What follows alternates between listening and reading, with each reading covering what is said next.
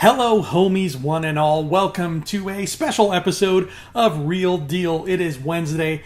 My name is Andrew Fantasia. Thank you so much for tuning in. As always, if you enjoyed this video, please feel free to give it a thumbs up and give some love to that subscribe button as well so we can pay the bills with our skills. And that is skills with a Z, just in case you were wondering. Today's Real Deal is going to be different. It's going to be shorter, quicker, tighter. It's just because of the fact that a little thing called San Diego Comic-Con happened in a little town called San Diego this past weekend. Most of the big movie/entertainment news came out during that time. So Monday, Tuesday, Wednesday went by, and there wasn't really a whole lot to talk about. All the big stuff was saved for the big event. Totally understandable. So today's episode is just going to be about a recap of what I took in from Comic-Con, how I'm feeling about it, and then I want to get your thoughts, obviously, because that's how we roll here. So what did we get at Comic-Con 2018? Well, we got trailers galore. In this day and age, if you go to a comic book convention, rest assured, you will see movie trailers. That's just a thing now. And we got a bajillion trailers. We got tons of things. I want to start off with the DC EU because DC gave us not one, but two trailers. They gave us Aquaman and Shazam. Now, I already talked at length about both of these trailers. I did some reactions and reviews of both of them. My general consensus overall regarding what DC showed up with was neither of the trailers were amazing. I wasn't like, yeah, trailers, yeah. But the Aquaman one was good enough to be like, I'm into this. I liked the Aquaman trailer. I thought it was pretty good. The Shazam one I thought was decent, but not anything to write home about. But regardless of the trailers themselves, they did do the job of making me more excited for both of those movies than I was before I had seen the trailers. So, mission accomplished, job well done on that front. Again, personally, they were not my favorite trailers I've ever seen. Like, when I do the Fanny Awards next January, and I do my award for Best Trailer, I don't think either of them are going to be nominated. Maybe Aquaman will be nominated, because that was one of my favorite DC trailers. But other than that, they just did a serviceable job making me excited. Another trailer that kind of fell under the radar was the trailer for Godzilla King of Monsters. This one didn't get a lot of the hype around it, but it was there, and it was, present, and they pumped it out. Now, I was not a fan of the first Godzilla movie. Not really, no. But this trailer was beautiful. It was nice to see Godzilla again, even though I'm not crazy about the Gareth Edwards movie. It was just cool to see him on screen. And my God, that establishing shot of the sky, and you just see the silhouette of Mothra flying towards the camera. That was hauntingly beautiful, okay? I cannot get enough of that shot. And even though I did not like Godzilla 1, and I'm so-so on Kong Skull Island, I would see King of Monsters just for that shot of Mothra. And of course, we're not only getting Mothra, but I saw Rodan in there. I saw my boy, the big man, King Ghidorah. That's what I'm excited for. King Ghidorah. This is what I've wanted. I've wanted the Japanese monsters to come to the forefront and really create their own new canon in this new universe. Excellent reveals of these monsters. You showed them without showing them. We got the silhouette of Rodan. We got the smoky, hazy view of Ghidorah's heads. And of course, that gosh darn lovely Mothra shot that I'm going to frame, put on my wall, and probably have in the background of every second of my wedding video, because it was beautiful. And if my wife has a problem with that, too bad. Fantastic Beasts got a trailer too.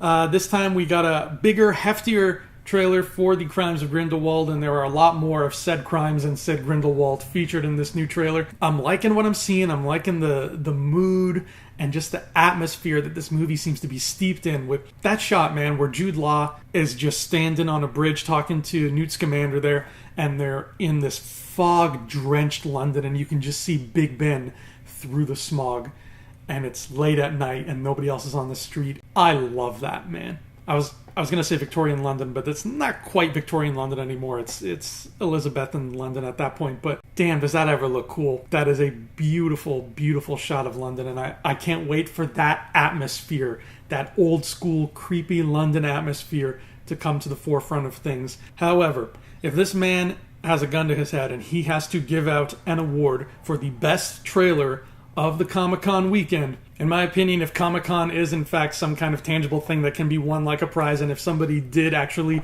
win Comic-Con this weekend, For me, that person is a little fella you may have heard of named Matt Groening. And he's not even that little. He's a pretty big deal. Disenchanted is something I have been looking forward to for a very long time, since it was announced, God knows when. The Simpsons and Futurama are some of the best hours of television, period, as far as I'm concerned. Those two shows transcend what it means to write comedy, what it means to write television. And I could go on for hours about Simpsons and Futurama, but I'm not, because this is a short video. I'll save that for another time. But needless to say, I am more than just a fan of those shows. I am a worshiper of those shows. And to finally see this new show, Matt Groening's first new show since 2000? In almost 2 decades. His first new show in almost 2 decades. And to have it come out with such a powerful, fun trailer. That did not feel like a trailer for a TV show. That felt like a trailer for a really good movie. And it set up the world so beautifully. It set up the 3 main characters so well, and we got to know them just in the first line of dialogue that each character spoke. Boom, we knew exactly what they were all about. Princess Bean, Elfo, Lucy, we knew everything about them just from the one first line they all spoke. And then we see them go on their adventure. We get that great little musical riff where it's a medieval version of Rebel Rebel, and it sounds fantastic. And it just felt so beautiful and so epic. And of course, the animation that Matt Groening's people put out is nothing short of gorgeous. Whether it's the old school, really grungy, rebellious looking old Simpsons, or the like sleek new HD Simpsons, or the beautiful mix of 2D and CGI that is Futurama. This has all of that, it seems, kind of put together, and that trailer just kind of stole my heart and swept me away. I cannot wait for this show. And you can bet your ass that on Thumb Together TV, we're going to talk about Disenchanted like a lot. But until that comes out, I'm going to be scratching off the days on my wall, because I don't actually own a calendar, so I'm just going to write it on my wall and then scratch it off with a rusty paper clip. It's going to be great. So congratulations, Matt Groening. Congratulations, Disenchanted. As far as I'm concerned, you won the weekend for me. Good on you. So those are my thoughts on San Diego Comic-Con 2018. It was a pretty good one. A lot of nice, beautiful little trailers and just little announcements and things like that. It was just a nice, sweet Comic-Con that did its job. I had a good time watching the trailers with all of you and talking about it and scrutinizing every little detail that I saw. It was great. That's what we love about this time of year. Before I sign off, I have to give a special shout out to a friend of mine from way back in the high school days. Her name is Miss Tanya DeGasperis. I promised her a shout out on my show. Tanya, hello. Thanks for being a fan. Thanks for tuning in to watch me yak on about movies with my natural lighting and bad haircut. You rock, girl. But that has been Real Deal, and thank the rest of you for watching. The rest of you who are not named Tanya DeGasperis, thank you also for watching my show. I will see you here next time.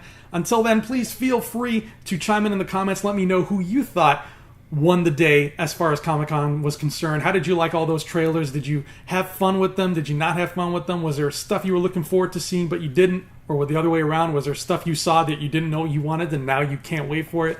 Let me know what Comic-Con did to you, how it touched you this past weekend. That's it for today. I will see you here next time. Until then, adios.